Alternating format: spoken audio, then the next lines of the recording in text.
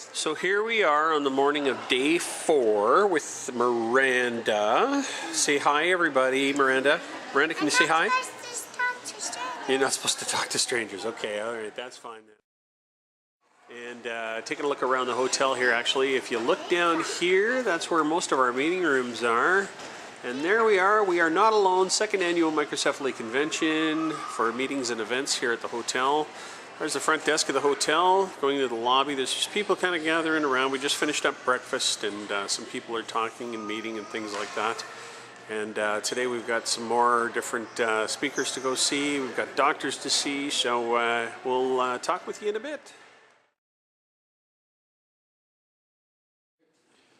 I'm wondering about the CASK genome there, and there's certain characteristics within that my daughter would carry, but I'm sorry, the which K? CASK?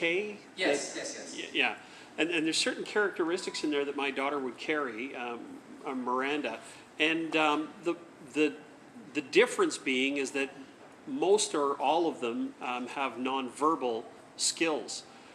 Whereas Miranda is on the other side of the spectrum and has all those characteristics, but she can verbally and communicate to us. So I'm wondering, is there a subgroup to that, or is there some? So there's been a report from Italy of an affected boy who had a subtle defect in the gene that caused a much milder developmental problem. All of the girls that I've shown you with that particular gene had complete knockout of one copy of the gene. The girls have, remember this is the sex genetics, girls have 2 X chromosomes, boys have 1, the Y chromosome. So your daughters have 2 of these CASK genes. And with this disorder that I showed you, one of the 2 is completely wiped out, has 0 function. So what happens when you've got one normal CASK gene and the other has half function? We don't know. We were lucky to have found it in the past year, but hopefully over the next couple of years we'll be able to address that question and see what the wide range of potentials is. So I can't answer that question very well right now. Okay. But there's a possibility, though. Yes. Okay. I have a question that I can't get anyone else to answer for me, so Dr. Dobbins may not be happy. But on the list of complications for microcephaly, it always lists reduced life expectancy. And I realize you can't speak in specific terms, but what the hell does that mean? And what is a common cause of death? This is an issue that I sort of have worked around and thought about for a long time. The problem with this is it's often the first question on many parents' minds. It's often the last one they'll ask. So I'm become a little more proactive talking about it and trying to get parents to think about it, because it's really important for how you manage your child. Setting the goals. And the problem with microcephaly, it's so different. The rule goes something like this. There's a study done, published in the New England Journal of Medicine many years ago that was highly criticized, but it gives an average. When you take it, in general, the more severe the handicap, the shorter the life expectancy. But there's little hard data. One hard data that I've used is there's a study of institutionalized children that showed if the child were wheelchair bound, and this obviously doesn't count for an infant, and G-tube fed, that the average life expectancy from the time you see them is an additional 7 years. That's institutional.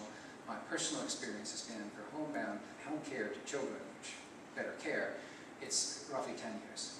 So we have pretty good data. So assuming no major problem with the tracheostomy or something like that, and intractable, really bad seizures is another complicating factor. But if you have a wheelchair-bound, G-tube fed, you can expect about half of those children. If you start out with 100 such children at time 0, 10 years later you'll have 50 left. This is a very specific group of children with very severe disabilities, and not every child in this room or that belongs to you folk will fit for this, but a subset do.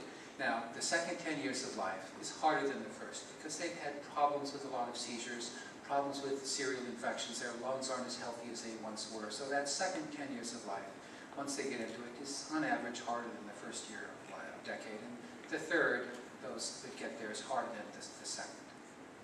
So this is data that I'm comfortable with for children who are clearly wheelchair bound and not, they're 18 or months or 2 years and you're not sure if they're going to walk or not. They're They're clearly a wheelchair-bound child and G-tube fed. Those children, those numbers generally work, and I can tell it's a little worse with severe epilepsy, and I modify a bit a few minor factors by experience.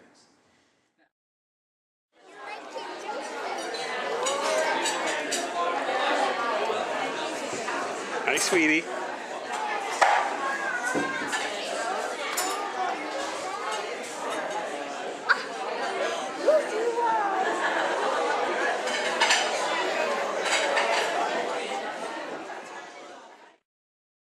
So here we are at dinner on day 4, a very long day.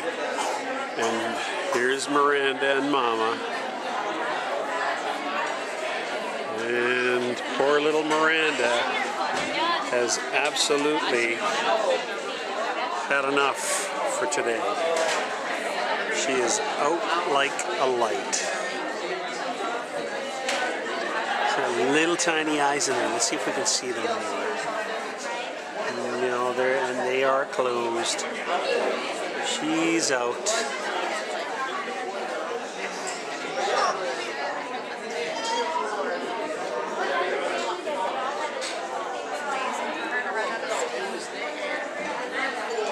What's that?